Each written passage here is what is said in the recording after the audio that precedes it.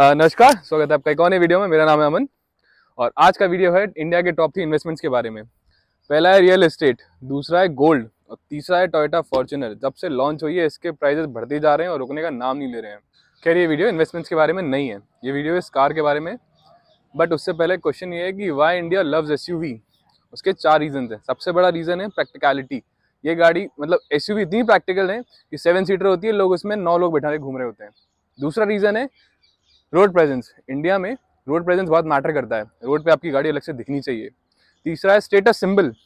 भैया इंडिया में status symbol बहुत बड़ी चीज़ मानी जाती है, लोग लोन ले लेके बड़ी बड़ी गाड़ियाँ ले रहे हैं। और चौथा रीज़न है good for every road. India में अच्छी सड़कें भी हैं और कच्ची सड़कें भी हैं, तो ऐसे में सिर्फ एसयूवीज ही ऐसी कार्स हैं जो किसी भी रोड पे अच्छे से चल सकती हैं। तो वापस आते हैं अपनी कार पे, टोयोटा फॉर्च्यूनर पे। टोयोटा फॉर्च्यूनर के बारे में बात करने से पहले उसकी हिस्ट्री जानना बहुत ज़रूरी है। 1998 में एशियन मार्केट्स में टोयोटा ने लॉन्च करा अपना हाइलक्स ट्रक, पर तब तक एशियन मार्केट्स में 7 सीटर एसयूवीज का ट्रेंड बहुत ज़्यादा बढ़ गया था और एशियन मार्केट के लिए टोयोटा के पास कोई 7 सीटर एसयूवी नहीं थी। तो उन्होंने अपना दिमाग लगाया, जापान में अपनी हाइलक्स को बनाते थे, उसे थाईलैंड भेजते थे। थाईलैंड में एक कंपनी थी थाई ऑटो वर्क्स, TAW करके, वो उसमें कॉस्मेटिक चेंज करते थे और उसको एक प्रॉपर 7 सीटर एसयूवी में कन्वर्ट करते थे और फिर उसको हाइलक्स स्पोर्ट्स राइडर के नाम से बेचा जाने लगा और धीरे धीरे उसी कार का नाम पड़ गया फॉर्च्यूनर। तो अब बात करते हैं फॉर्च्यूनर के बारे में। जब वो इंडिया में आई, तो इंडिया में आई थी 2008 या 2009 में। जब लॉन्च हुई थी तब इसका प्राइस था 18 लाख रुपए। 18 लाख रुपए में उस टाइम ये 4x2 मैनुअल डीजल वाला मॉडल देते थे और आज सेम वही मॉडल 13 साल बाद जो ये है, ये भी 4x2 डीजल मैनुअल है। इसका एक्स शोरूम प्राइस है 35 लाख रुपए और ऑन रोड पड़ती है 43 लाख या 43.5 लाख की। तो प्राइस डिफरेंस डबल हो चुका है। तो भैया अगर आपके पास इतने पैसे हैं भी तो भी ये गाड़ी आपको 6-7 महीने से पहले मिलनी नहीं है। 6 महीने की तो बुकिंग चलती है इतनी बड़ी गाड़ी की। और अगर आपको जल्दी गाड़ी चाहिए तो कम से कम 1 से 1.5 लाख रुपए की एसेसरीज एक्स्ट्रा डलवानी पड़ेंगी, तब वो लोग आपको कार जल्दी देंगे। अब बात करते हैं इसके कंपटीशन के बारे में, कौन कौन से कंपटीशन है इसके मार्केट में। तो कंपटीशन में आ रही है इस टाइम मार्केट में 3 कार्स।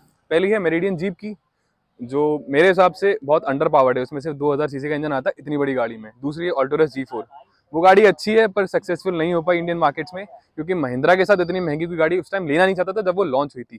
और तीसरी कार है आपकी MG की ग्लॉस्टर। अब ग्लॉस्टर के साथ कुछ ऐसा है कि गाड़ी प्रॉमिसिंग तो बहुत लगती है, चीज़ें बहुत सारी ऑफर करती है, मतलब फीचर लोडेड कार है, पर इंडियंस उस पर ट्रस्ट नहीं करते क्योंकि MG को आज भी वो चाइनीज टाइप का ब्रांड मानते हैं। तो इतना पैसा एक चाइनीज कार में इन्वेस्ट करना, 40-45 हज़ार की गाड़ी में देना लोगों को सेफ नहीं लगता। तो बहुत से लोग इस कार को Hyundai की टूसॉन से कंपेयर करते हैं, बट Hyundai की टूसॉन से फॉर्च्यूनर को कंपेयर करना मतलब सेंस नहीं बनाता। उसका रीज़न है कि ये गाड़ी उससे बहुत बड़ी है।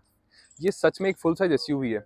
वो भले ही उसको टैग मिला हो फुल साइज एसयूवी का, पर वो उतनी बड़ी है नहीं। उसको आप मर्सिडीज की GLA के साथ, ऑडी की Q3 के साथ और BMW की X1 के साथ कंपेयर कर सकते हैं, इसके साथ कंपेयर करना सेंस नहीं बनाता। तो अब बात करते हैं इस एसयूवी के बारे में, मतलब इस फॉर्च्यूनर के बारे में। ये गाड़ी है 2021 का जनवरी का मॉडल। ये शायद या मेरे हिसाब से MP की पहली कार है, क्योंकि ये गाड़ी लॉन्च होने से 3 महीने पहले मैंने बुक की थी और ये गाड़ी चल चुकी है 30,000 किलोमीटर, मतलब होने वाले हैं शायद 1000 किलोमीटर रह गए होंगे 30,000 किलोमीटर में, और दो साल हो चुके हैं इस कार को। तो इस गाड़ी से आप ज़्यादा फीचर एक्सपेक्ट नहीं कर सकते हैं। इससे बस आपकी बेसिक नीड्स ही पूरी होने वाली हैं। मतलब ये ऐसी कार है जिसके अंदर एंड्रॉयड ऑटो और एप्पल कारप्ले वायरलेस नहीं आता, फिर भी लोग इस गाड़ी के लिए पागल है। तो मैं एक प्रॉपर टोयोटा फैन बॉय हूँ। हमारे पास 2016 में ही फॉर्च्यूनर थी, हमने उसे 3 साल चलाया। फिर हमने क्रेटा ले ली, वो कॉम्पैक्ट एसयूवी का फील लेने के लिए, जो कि बहुत बेकार था। तो हमारी जो नीड्स हैं वो टोयोटा फॉर्च्यूनर से ही पूरी होती, तो हमें फिर से फॉर्च्यूनर ही लेनी पड़ी। भैया वैसे तो वाइट कलर में बहुत अच्छी लगती है ये, बट ब्लैक कलर ही इसका बेस्ट कलर है। मतलब ब्लैक कलर में एकदम माफिया लुक देती है ये कार। लोग पागल हैं इसके ब्लैक कलर के लिए, और आजकल तो उल्टा हो गया है। ब्लैक कलर की बुकिंग ज़्यादा हो गई है, लोगों को 8-8 महीने में मिल रही है। वाइट तो फिर भी 5-6 महीनों में मिल जाती है, बट ब्लैक कलर नहीं मिल पा रहा। तो बात करते हैं इसके एक्सटीरियर के बारे में। ये कार इसके सेगमेंट में सबसे अच्छा डिज़ाइन देती है। मतलब इंडिया में लोग इस कार से इतना ज़्यादा फेमिलियर हो गए हैं कि छोटे छोटे बच्चे पहचान जाते हैं कि ये कौन सी कार है। जिन्हें ABCD नहीं आती ना, वो उस गाड़ी का नाम जानते हैं। तो अब बात आती है इसकी हेडलाइट्स की। ये हेडलाइट लगती बहुत छोटी सी है, बहुत छोटी सी हेडलाइट है, सिंगल LED वाली, बट इसका जो थ्रो है, इसका जो स्प्रेड है, वो इतना ज़्यादा है कि अगर इसको आप हाई बीम पे चलाओ तो सामने वाले को दिखना बंद हो जाता है। ये है इसके फॉग लैंप्स। फॉग लैंप्स देखने में भले ही छोटे हैं, उतने ही पावरफुल हैं। अंधे ज़रूर हो गए हैं थोड़े से। इस 40-50 लाख की कार में 360 डिग्री कैमरा नहीं आता है, बट आपको पार्किंग सेंसर जरूर दे देते हैं, जो कि इतनी बड़ी कार के लिए बहुत ज़्यादा ज़रूरी है, क्योंकि पता ही नहीं रहता है क्या हो रहा है आगे। तो बात करते हैं इसके फेंडर मिरर के बारे में। इसे कहते हैं फेंडर मिरर। ये टोयोटा फॉर्च्यूनर का एक सिग्नेचर एसेसरी है, बट इंडिया में आपको फॉर्च्यूनर के अलावा ये बहुत सारी गाड़ियों में देखने को मिल जाएगा। इवन मैंने ऑल्टो में भी फॉर्च्यूनर का फेंडर मिरर लगा हुआ देखा है। लोग इसे सिर्फ डिज़ाइन के लिए या कहो अच्छा दिखने के लिए लगवाते हैं, और 90% लोगों को पता ही नहीं होता इसका यूज़ क्या है। बट अगर आपको इसका यूज़ करना आ जाए तो आपके लेफ्ट साइड में क्या है जो आपको नहीं दिख पा रहा है, बड़े आराम से इस फेंडर मिरर के अंदर आप देख सकते हो। तो भैया अब आती है सबसे मेन चीज़, बहुत भारी है ये, इसमें हाइड्रोलिक स्ट्रट्स भी नहीं आते हैं। फॉर्च्यूनर का इंजन। फॉर्च्यूनर में आता है 2.8 लीटर का डीजल इंजन जो बनाता है 420 न्यूटन मीटर्स ऑफ टॉर्क और 201 bhp। बट अगर आप इसी गाड़ी को ऑटोमेटिक में लेते हैं तो यही गाड़ी आपको 205 bhp देगा और 500 न्यूटन मीटर का टॉर्क देगा। 500 न्यूटन मीटर का टॉर्क बहुत ज़्यादा होता है। ये कार ऐसे भागती है जैसे कोई छोटी हैचबैक हो, तो इतना बड़ा इंजन आता है इसके अंदर।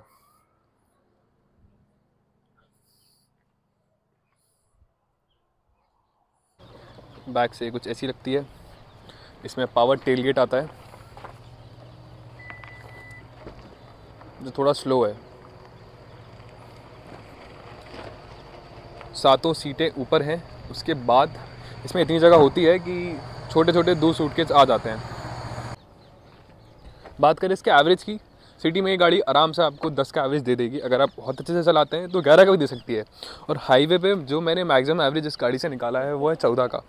मतलब 14 का अच्छा माइलेज है इस साइज़ की गाड़ी और इस साइज़ के इंजन के हिसाब से। सेगमेंट में मेरे हिसाब से सबसे अच्छा माइलेज यही गाड़ी देती है। अगर आप कंपेयर करो ऑल्टोरिस वगैरह से, या जो पहले फोर्ड एंडेवर आती थी जो इसकी मेन कंपैटिटर थी, जो 3.2 लीटर में आती थी, उसका एवरेज बहुत कम था। इसका एवरेज से बहुत अच्छा है। अगर हम इसके टायर की बात करें तो ये जो 4x2 में आते हैं, 4x2 में ये लोग देते हैं 265 R17 का टायर, जो भरी 17 इंच का है पर देखने में बहुत बड़ा लगता है। बट अगर आप इसमें क्या बोलते हैं 4x4 लेते हैं तो आपको मिलेगा इसमें 255 65 R18 का टायर मिलता है। गेट इसके बहुत वाइड ओपन हो जाते हैं, इतने बड़ी, इतना खुल जाता है, आराम से आप चढ़ सकते हैं, उतर सकते हैं।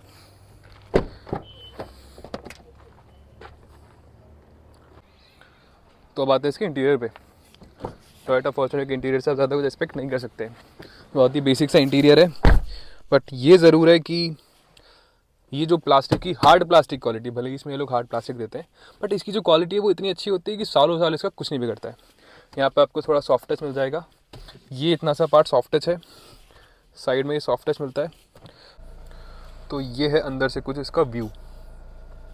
9 इंच की टच स्क्रीन मिलती है जो अच्छी है, मतलब बहुत ज़्यादा अच्छी भी नहीं है, बहुत बेकार भी नहीं है, अच्छे से चलती है, सब बढ़िया है। ये इसका भी एवरेज आ रहा है 10.4 किलोमीटर पर लीटर का। ये है सिटी का एवरेज, क्योंकि ये बहुत टाइम से हाईवे पे नहीं गई है, सिटी में ही चल रही है। इसका जो व्यू आता है वो बहुत अच्छा है, क्योंकि इसका ए पिलर भी ज़्यादा बड़ा नहीं है, तो आगे का जो व्यू है बहुत अच्छा आता है। इसकी बोनेट की वजह से आपके व्यू में कोई ऑब्स्ट्रक्शन नहीं आने वाला है। ये वो रहा इसका फेंडर मिरर, ये बहुत हेल्पफुल चीज़ है। अब आते हैं इसके और चीज़ों के बारे में। ये आता है इसमें एसी की क्वालिटी बहुत अच्छी है, बहुत जल्दी ठंडा करता है। ये है इसकी वेंटिलेटेड सीट्स, जो मेरी चालू है, को पैसेंजर की बंद है। यह आता है आपके एप्पल कारप्ले एंड्रॉइड ऑटो को कनेक्ट करने के लिए, आप अपनी यूएसबी ड्राइव भी लगा सकते हैं। इस गाड़ी में आज भी चार्जिंग पोर्ट नहीं आते हैं, आपको वही पुराना वाला चार्जर लगाना पड़ता है तब काम करता है। ये एक्सक्लूसिव फीचर है लेजेंडर में, मतलब लेजेंडर लोगे तब आपको चार्जिंग पोर्ट्स मिलने वाले हैं। ये है इसका इंस्ट्रूमेंट क्लस्टर। अच्छा, मैं इस गाड़ी की आवाज़ सुनाता हूँ आपको। बिल्कुल ट्रक जैसी आवाज़, जैसे ट्रक में आवाज़ आती है ना, वैसी आवाज़ करती है, जो मुझे पर्सनली पसंद है। बहुत लोगों को पसंद नहीं आएगी, बट जिन्हें एसयूवीज़ पसंद होती है उन्हें ऐसी आवाज़ ही बहुत पसंद होती है। इसमें जितनी पावर विंडोज़ आती हैं वो सारी 1 टच डाउन 1 टच अप वाली आती हैं। पावर्ड सीट्स हैं इसमें अंदर। इसमें ड्राइवर की और को पैसेंजर की सीट पावर्ड है, आगे पीछे ऊपर नीचे, ये लंबार के लिए।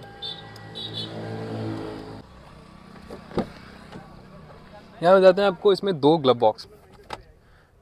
अच्छा साइज़ है इस ग्लव बॉक्स का, मतलब प्रैक्टिकल है। ये वाला कूल्ड है, इसके अंदर आपको बॉटल वगैरह रख लो, ठंडी बनी रहती हैं।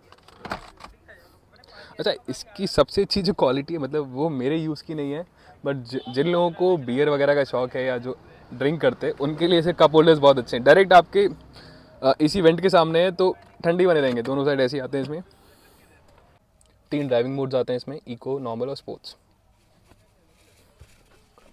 ये है इसके control, steering controls, volume up and down, track change करने के लिए, मोड चेंज करने के लिए, वॉइस कंट्रोल।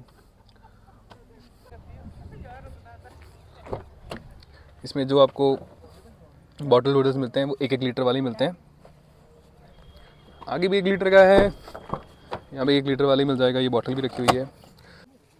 ये इसका क्रूज कंट्रोल के लिए है। यहाँ पे थोड़ा टोयोटा वालों ने हमारे साथ नाइंसाफ़ी किया है। अगर आप टोयोटा फॉर्च्यूनर में 4x2 मैनुअल, 4x2 ऑटोमेटिक या लेजेंडर में भी 4x2 ऑटोमेटिक लेते हैं तो आपको इस गाड़ी में से 6 स्पीकर्स मिलने वाले हैं। वो भी JBL के नहीं होंगे, नॉर्मल होंगे। 2 ये रहे, 1, 2, 3 गेट में जो आता है, 4, 5 और 6 दोनों पीछे जो दिए रहते हैं। अगर आप 4x4 मैनुअल या 4x4 ऑटोमेटिक या लेजेंडर में भी 4x4 ऑटोमेटिक लेते हैं तो उसमें JBL के 9 स्पीकर्स आते हैं सब वूफर के साथ, जिनकी क्वालिटी बहुत ज़्यादा अच्छी है। अब चलते हैं इसके सेकेंड रो में। सेकेंड रो में भी सामान पड़ा हुआ है। सेकेंड रो में कंफर्ट बहुत अच्छा है। इसमें आराम से आपके 3 लोग बैठ सकते हैं। बट हाँ, बीच में ये है कि बीच में कुछ 6 फुट का अच्छे से नहीं बैठ पाता है। जो इसकी थर्ड रो की सीट्स हैं वो भी प्रैक्टिकल हैं। जो सेगमेंट में और गाड़ियाँ आती हैं उनसे सबसे अच्छा इसमें स्पेस मिल जाता है पीछे। मैं पर्सनली अपने पर्सनल एक्सपीरियंस से बताऊँ तो मैं एंडेवर में बैठा हूँ। एंडेवर से ज़्यादा अच्छा इसका थर्ड रो है। 2 लोग बैठ सकते हैं। बट यही है कि आप 200 किलोमीटर 150 किलोमीटर तक का ही रेंज इसके साथ कवर कर सकते हैं। इसमें आपको यहाँ पे 12 वोल्ट का सॉकेट मिल जाता है। वही यहाँ पर भी आपको कोई चार्जिंग पोर्ट नहीं मिलने वाला है। इसमें ये हुक मिल जाते हैं जिनमें वेट कैरिंग कैपेसिटी है 4 किलो की। दोनों साइड आपको मिल जाएंगे। ये है पीछे के AC कंट्रोल्स। ये इसकी लाइट हो गई। ये AC के लिए बटन्स हैं। ये वेंट्स हैं इसके पीछे, इसके वेंट्स ऊपर ही आते हैं। आपको पीछे भी ऐसी वेंट्स मिलने वाले हैं। मैं थर्ड रो में आपको दिखाऊंगा कैसा है इसका। इसमें टम्बल सीट्स आती हैं, 1 टच टम्बल सीट है। बस एक बार आप दबाएं पूरी सीट। पीछे का कंफर्ट कुछ ऐसा है।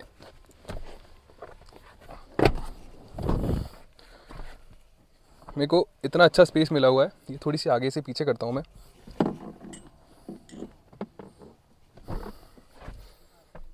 पीछे की आगे की सीट जो है वो मेरे हिसाब से सेट है। और ये वाली सीट अभी इतना स्पेस है, मैं इतने आराम से बैठा हूँ। ये पैरों में भी इतना गैप है। अभी अंडर थाई सपोर्ट इतना अच्छा नहीं है बट काम चला हुआ है, आप थोड़ा डिस्टेंस कवर कर सकते हैं। इसमें आपको यहाँ पे ये कूलिंग बॉक्स मिल जाएगा। इसमें से AC की हवा आती है तो जो भी आप यहाँ रखेंगे वो ठंडा बना रहेगा। एक चीज़ जो मैंने खुद ऑब्जर्व की है टोयोटा के बारे में, मतलब ये वाली फॉर्च्यूनर है या इससे पहले वाली फॉर्च्यूनर जो हमारे पास थी, इसमें मैंने टोयोटा में एक चीज़ देखी है कि अगर आप इस गाड़ी की एसेसरीज़ लेते हैं वो बहुत ही ज़्यादा महंगी है। मतलब वो फेंडर मिरर जो लगा हुआ है ना आगे, वो फेंडर मिरर 13-14 हज़ार का है। बट अगर बात आ जाए इंजन के पार्ट्स की या गाड़ी के कोई ऐसे स्पेयर पार्ट की तो वो बहुत सस्ता है। वो एक नॉर्मल 15-20 लाख की गाड़ी के जो पार्ट्स आते हैं उसी प्राइस में मिल जाएगा। बट एसेसरीज़ या कॉस्मेटिक कोई भी चीज़ हो वो बहुत महंगी है इस गाड़ी की। तो ये था इस गाड़ी का रिव्यू। पर अब हम बात करते हैं इस गाड़ी के 6 प्रोस के बारे में। तो पहला है इसका बहुत ही अच्छा पिकअप। दूसरा आता है इसका थर्ड रो कंफर्ट। तीसरा आता है इसका सर्विस कॉस्ट। सर्विस कॉस्ट भैया इतनी कम है कि एक क्रेटा की जो सर्विस कॉस्ट है ना उससे आसपास ही होगी इसकी भी सर्विस कॉस्ट। चौथा आता है इसका resale value. Resale value Toyota खुद क्लेम करता है कि आप 3 साल बाद उनकी गाड़ी 70% के प्राइस से बेच सकते हैं। पाँचवा पॉइंट है इसका मैन्यूवरेबिलिटी। सिटी में इतनी बड़ी गाड़ी को आप बहुत आराम से चला सकते हैं। मतलब ये मेरा पर्सनल ओपिनियन है। मैं इस गाड़ी को सिटी में भी यूज़ करता हूँ और ये उसी हिसाब से चलती है जैसे कोई नॉर्मल कार होती है। इतनी बड़ी गाड़ी होने के बाद भी बड़े आराम से मैन्यूवर होती है। छठवा इसका प्रो है इसकी पार्ट्स की अवेलेबिलिटी। मतलब मैंने एंडेवर और ग्लॉस्टर इन गाड़ियों को 3-3, 4-4 महीने सर्विस सेंटर में खड़ा देखा क्योंकि इनके पार्ट्स अवेलेबल नहीं होते हैं। बट टोयोटा फॉर्च्यूनर के साथ ऐसा नहीं है। टोयोटा के आपको पार्ट्स बहुत जल्दी मिल जाते हैं। 2 या 3 दिन में वो लोग बहुत जल्दी से जल्दी अरेंज करने की कोशिश करते हैं। अगर किसी चीज़ के प्रोज हैं तो उसके कॉन्स भी होंगे। इस गाड़ी के भी कॉन्स हैं। वैसे लोग हमेशा बताते हैं कि इसमें सनरूफ नहीं आती है, इसके बोनेट में हाइड्रोलिक स्ट्रट्स नहीं है, USB-C चार्जिंग के लिए पोर्ट नहीं है, वायरलेस एंड्रॉइड ऑटो या एप्पल कारप्ले नहीं है। ये तो सब बताते हैं बट मैं जो आपको बताने वाला हूँ मैं अपने एक्सपीरियंस से बताने वाला हूँ क्योंकि 30,000 किलोमीटर ये गाड़ी चल चुकी है। तो मेरे जो पर्सनल एक्सपीरियंस रहे हैं मैं आपको उस हिसाब से बताऊँगा इसके 6 कॉन्स क्या हैं। तो अब हम बात करने वाले हैं इसके 6 कॉन्स के बारे में। सबसे पहला कौन है इसका क्लच। क्लच इसका इतना हैवी है कि बहुत से लोगों के तो पैर में दर्द होने लगता है। दूसरा है इसका एड ब्लू। मोस्टली गाड़ियों में एड ब्लू आपको डीजल जो इसका डीजल भरने की जगह होती है उसके साथ ही मिल जाता है। बट टोयोटा इतना ज़्यादा इनोवेटिव है कि अगर आपको फॉर्च्यूनर में एड ब्लू डालना है तो उसके लिए पूरा बोनेट खोलना पड़ेगा, तब वो एड ब्लू आप डाल पाओगे। मतलब वो एक बड़ा हैक्टिक काम है। तीसरा है इसका वेंटिलेटेड सीट्स। वेंटिलेटेड सीट्स ज़रूर दी है इसमें, बट वो इतनी इफेक्टिव नहीं है जितनी और गाड़ियों में मैंने एक्सपीरियंस की है, उतना इफेक्टिव इसमें नहीं मिलता आपको।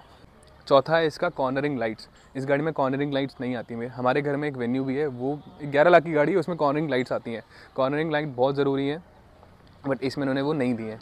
पाँचवा है इसका स्टीयरिंग।